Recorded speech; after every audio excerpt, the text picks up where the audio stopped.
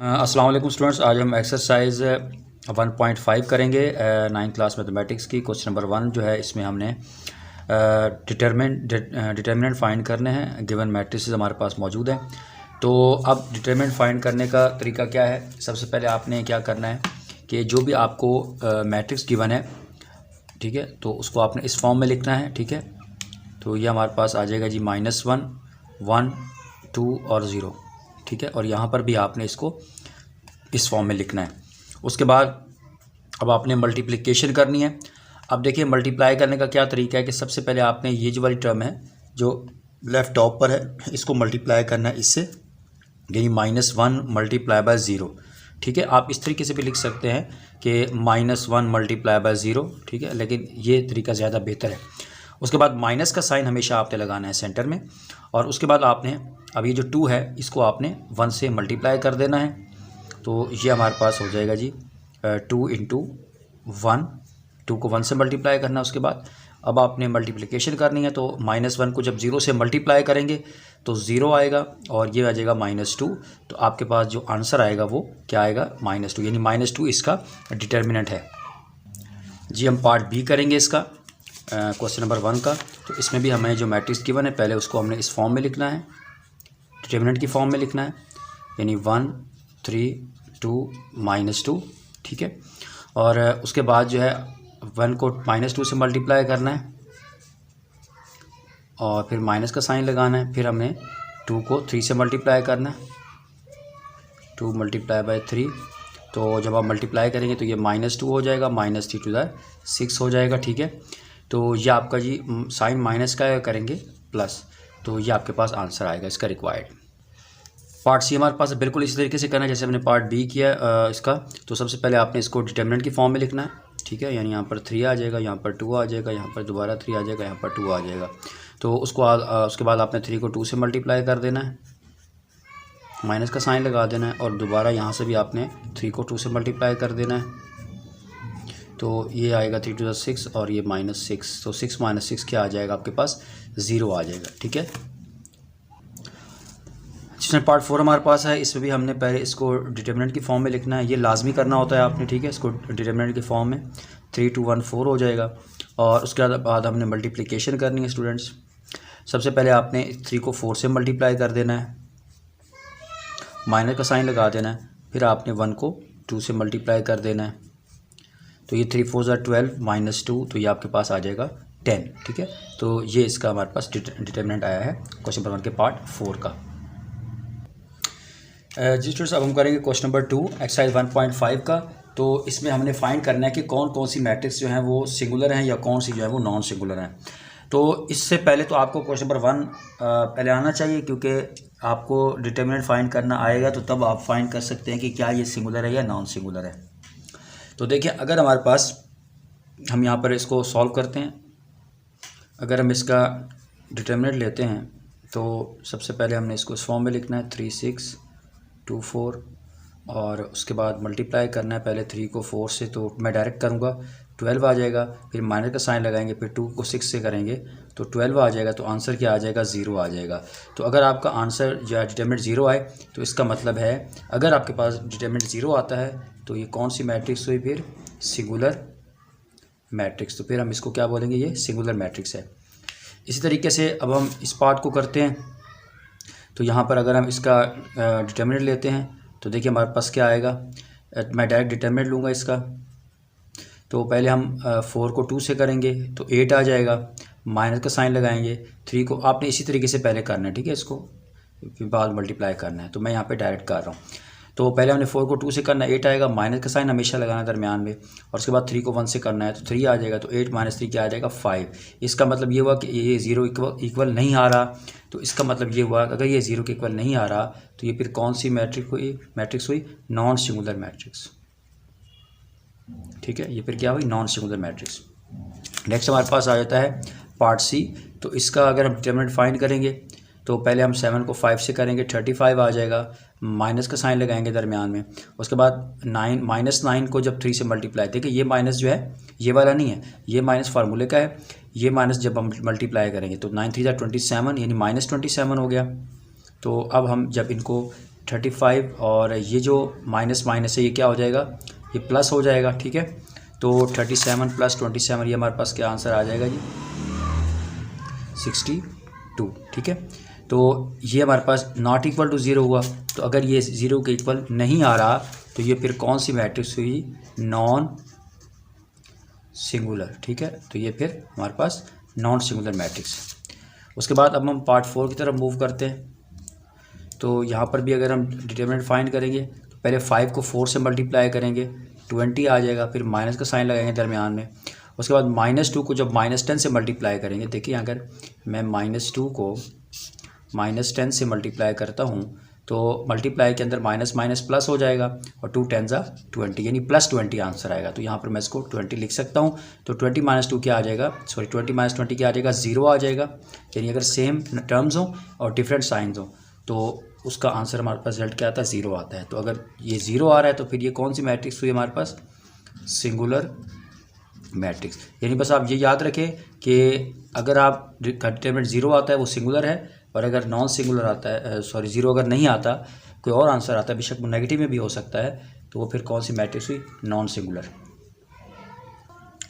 जी student, question number 3 हमारे पास है जी, find the multiplicative inverse if exist. अब इसका क्या मतलब है, यानी लाजमी है कि तमाम जो आपको मैट्रिक्स गिवन हो उनके मल्टीप्लिकेटिव इनवर्स हमने फाइंड करने हो।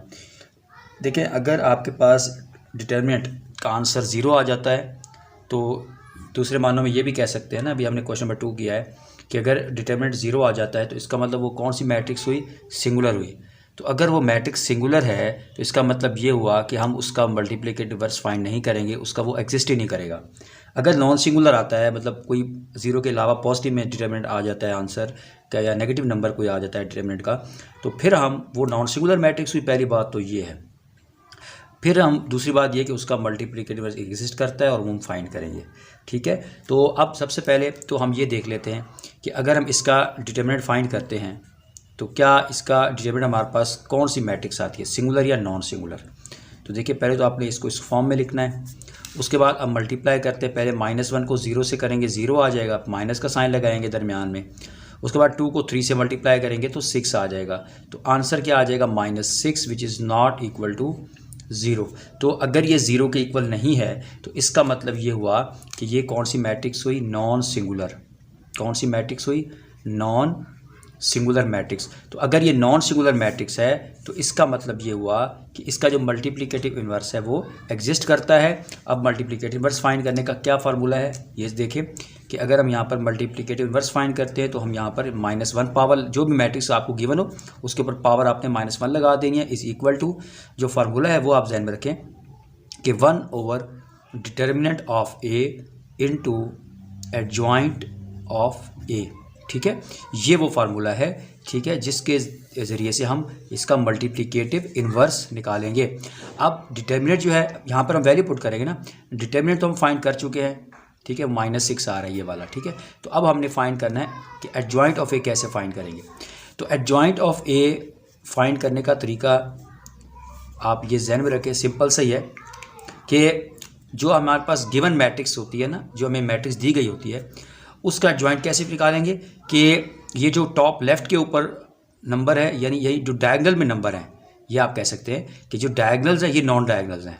ठीक है, कि जो डायगोनल्स की एंट्रीज़ हैं उनकी आपने जगह चेंज कर देनी है। मतलब ये 0 इधर है तो इधर आ जाएगा, ये -1 इधर है तो इधर आ जाएगा इसकी जगह। ठीक है, डायगोनल एंट्रीज़ की जगह चेंज कर देनी है, और जो नॉन डायगोनल एंट्रीज़ है जैसे 3 और 2 हैं, इनकी जगह चेंज नहीं करनी। ठीक है, ये जो यहाँ पर मौजूद है टॉप राइट पे, ठीक है, और यहाँ पर इनकी हमने जस्ट साइन चेंज करने हैं, यानी -3 और -2। अगर -3 होता तो +3 लगा देते, -2 होता तो मतलब साइन चेंज करने, माइनस का तो प्लस का। अब दोनों क्योंकि प्लस के थे तो हमने इनके साइन चेंज कर दिए। तो ये हमारे पास कौन सी एंट्रीज होगी, डायगोनल एंट्रीज, और ये नॉन डायगोनल और ये डायगोनल। डायगोनल जो एंट्रीज है दोबारा सुन लें, उनकी जगह चेंज करनी है, साइन चेंज नहीं करने, पूरे की पूरी, यानी यहाँ पे आ जाएगा, ये इधर चला जाएगा। और जो नॉन डायगोनल एंट्रीज है उनके सिर्फ साइन चेंज होंगे, टर्म्स जो है वहीं पर मौजूद रहेंगी।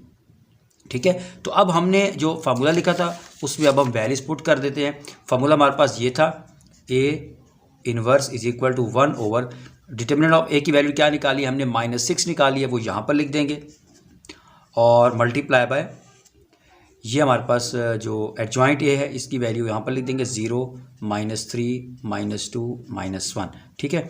अब देखिए यहाँ पर ये -6 जो है ऊपर तो नहीं है ना, नीचे है, यानी डिनोमिनेटर में है। अगर आपके पास कोई मैट्रिक्स फ्रैक्शन जो है वो कोई भी फ्रैक्शन मल्टीप्लाई हो रही है किसी भी मैट्रिक्स के साथ, तो अगर वो डिवाइड हो रही है तो आपने जो मैट्रिक्स के अंदर तमाम एंट्रीज होगी उनसे बारी बारी उस टर्म को डिवाइड करना है। अगर ये मल्टीप्लाई हो रहा है कोई नंबर तो आपने मैट्रिक्स के अंदर जो एंट्रीज हैं उनसे बारी बारी मल्टीप्लाई करना है। इन दैट केस अब यहाँ पर आपके पास -6 है जो कि डिवाइड हो रहा है, इसका मतलब आपने सबसे यहाँ पर इसको डिवाइड कर देना है। -3 को भी -6 से डिवाइड कर देना है, इस -2 को भी -6 से डिवाइड कर देना है और -1 को भी -6 से डिवाइड कर देना है। ठीक है। तो अब यहाँ पर मैं आंसर लिख दूंगा जो मेरे पास रिक्वायर्ड आंसर आया है।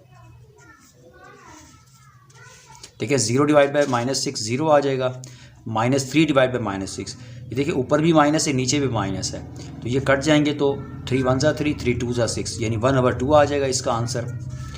यहाँ पर देखें, यहाँ पर भी ऊपर भी माइनस है नीचे भी माइनस है। ठीक है। तो यहाँ पर ये माइनस माइनस कैंसिल हो जाएंगे, तो 2 1 ज़ा 2, 2 3 ज़ा 6, तो 1/3 आ जाएगा। इन दैट केस अब यहाँ पर देखिए -1 -6 है, माइनस माइनस ख़त्म हो जाएगा, 1/6 रह जाएगा क्योंकि इनकी तो कटिंग नहीं होती ना, तो 1/6 आ जाएगा। ठीक है।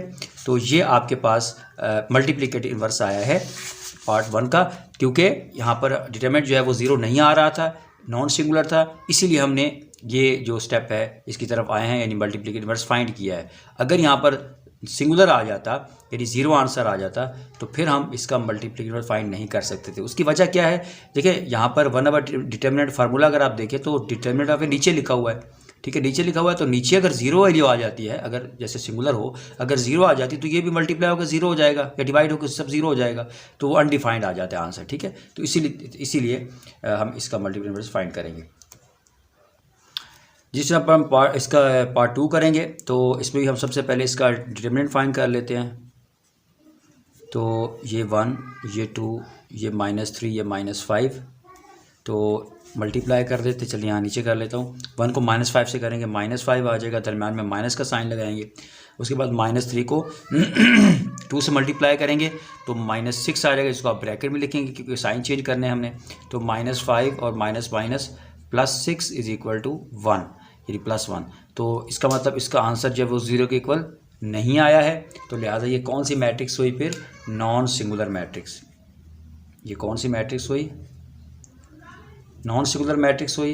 तो लिहाजा हम इसका जो है मल्टीप्लिकेटिव इन्वर्स फाइंड करेंगे। उसका फार्मूला अब यहाँ पर आपने क्या लिखना है, B इन्वर्स। ठीक है। तो यहाँ पर अब हम one by determinant of B into adjoint of B formula लगा देंगे। ठीक है।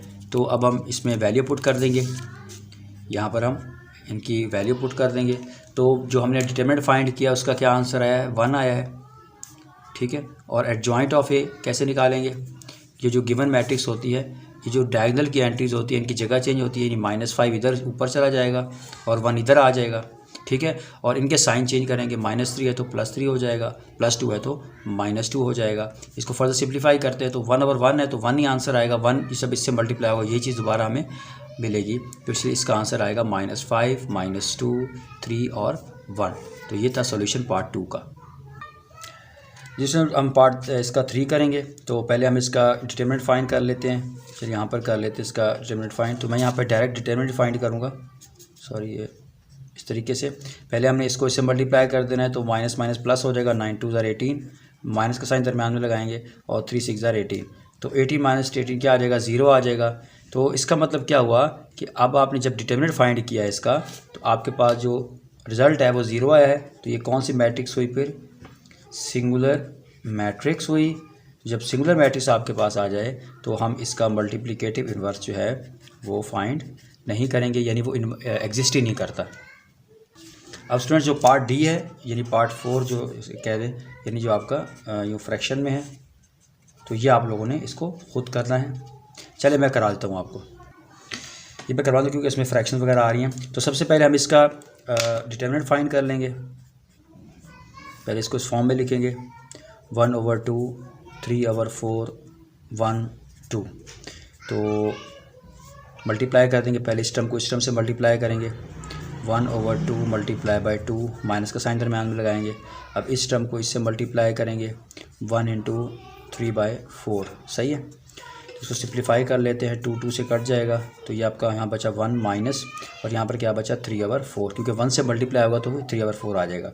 तो इसको थोड़ा सॉल्व कर लेते हैं, क्योंकि फ्रैक्शंस आ रही हैं। अब आप कहेंगे सर ये तो फ्रैक्शन है, ये तो नहीं है, तो सिर्फ 1 लिखा हुआ है भाई, इसके नीचे अगर मैं 1 लगा तो फ्रैक्शन बन जाएगी। तो अब इसको सिंप्लीफाई कर लेते हैं। तो हमने यहाँ पर एलसीएम जो है डिटरमिनेंट सेम लाने हैं, सॉरी डिनोमिनेटर, तो इसको भी 4 से मल्टीप्लाई कर देंगे, इसको भी 4 से मल्टीप्लाई करना पड़ेगा हमें। तो ये डिनोमिनेटर सेम आ गए, तो 4/4 माइनस 3/4 हो जाएगा। तो जब डिनोमिनेटर सेम आ जाए तो आप इनको एक दफ़ा लिख सकते हैं, 4 - 3 यानी 1/4। तो ये आपके पास आया है, इसका डिटरमिनेंट आया है, जो कि इक्वल नहीं है 0 के, यानी आप दूसरे लफ्ज़ों में ये कह सकते हैं कि ये हमारे पास क्या है, नॉन सिंगुलर मैट्रिक्स है। तो अगर नॉन सिंगुलर है तो हम इसका क्या फाइंड करेंगे, मल्टीप्लिकेटिव इन्वर्स फाइंड करेंगे। फार्मूला आपको मैं बता चुका हूँ पहले भी, दोबारा देख लेते हैं, यानी one by determinant of D into adjoint of D। ठीक है, तो यहाँ पर अब मैं वैल्यू पुट कर दूँगा। तो सबसे पहले अगर आप देखें डिटरमिनेंट की क्या वैल्यू आई है 1/4, और यहाँ पर अगर आप देखें एडजॉइंट कैसे फाइंड करेंगे, ये गिवन मैट्रिक्स है। तो ये जो डायगोनल की एडजॉइंट की बात कर रहा हूँ कि अगर जो डायगोनल एंट्रीज है इनकी जगह चेंज हो जाएगी, यानी 1/2 इधर आ जाएगा, 2 ये वाला इधर चला जाएगा, यानी 2 1/2, और इनके साइन चेंज होंगे, टर्म्स अपनी जगह पे रहेंगी, यानी 1 जो है -1 हो जाएगा, और 3/4 जो है ये 4 है, और 3/4 क्या हो जाएगा -3/4 हो जाएगा। ठीक है, तो अब यहाँ पर देखें कि ये 1/4 इसका क्या करें। अब देखिए ये हमारे पास, अगर मैं इस फ्रैक्शन की बात करूँ ऊपर वाली की, तो ये न्यूमरेटर है, ये डिनोमिनेटर है। जो 4 जो है ना, 4 इस क्योंकि ये न्यूमरेटर ये डिनोमिनेटर है, 4 जो है वो इस डिनोमिनेटर का भी डिनोमिनेटर है, ऐसा ही है ना, क्योंकि ये अब यहाँ पर अब इसकी बात करूँ तो ये अब न्यूमरेटर बन गया, ये डिनोमिनेटर बन गया। इस फ्रैक्शन की बात करूँ तो अब ये जो डिनोमिनेटर का डिनोमिनेटर होता है ये ऊपर जाके मल्टीप्लाई हो जाएगा, कोई भी टर्म मौजूद हो, क्योंकि यहाँ पर तो 1 है ना, तो जब इससे मल्टीप्लाई होगा 4 तो 4 1 4 ही रह जाएगा, नीचे 1 नहीं लिखते बस। तो अब यहाँ पर ये हमने एज इट इज़ ऐसे लिख देना है। अब क्या होगा, अब ये जो 4 है, क्योंकि ये तो मल्टीप्लाई हो रहा है इस मैट्रिक्स के साथ, तो ये तमाम जो एंट्रीज़ हैं उनसे जाके ये मल्टीप्लाई हो जाएगा। तो मैं यहाँ पर मल्टीप्लाई करके डायरेक्ट आंसर लिख देता हूँ, 4 2 8 हो जाएगा। इसको 4 से मल्टीप्लाई करेंगे तो 4 4 से कट जाएगा। देखिए 4 को मैं अगर -3/4 से मल्टीप्लाई करता हूँ तो 4 4 से कट जाएगा, -3 रह जाएगा। 4 को -1 से करूँगा -4 आएगा। 4 को 1/2 से करूँगा तो मल्टीप्लाई 2 2 4, तो क्या आएगा 2 1 2।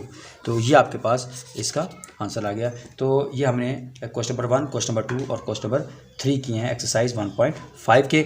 न्यू स्टूडेंट्स प्लीज़ आपसे रिक्वेस्ट है कि चैनल को ज़रूर सब्सक्राइब करो यार, ताकि आपको जो वीडियो आएँ वो तरतीब से आएंगी इंशाल्लाह, और ताकि टाइम मिलती रहे। तो मैं इंशाल्लाह कोशिश करूँगा कि 9th क्लास के जो हर चैप्टर के लास्ट में इंपॉर्टेंट क्वेश्चन है वो मैं आपको बता दूँ। थैंक यू, अल्लाह हाफ़िज़।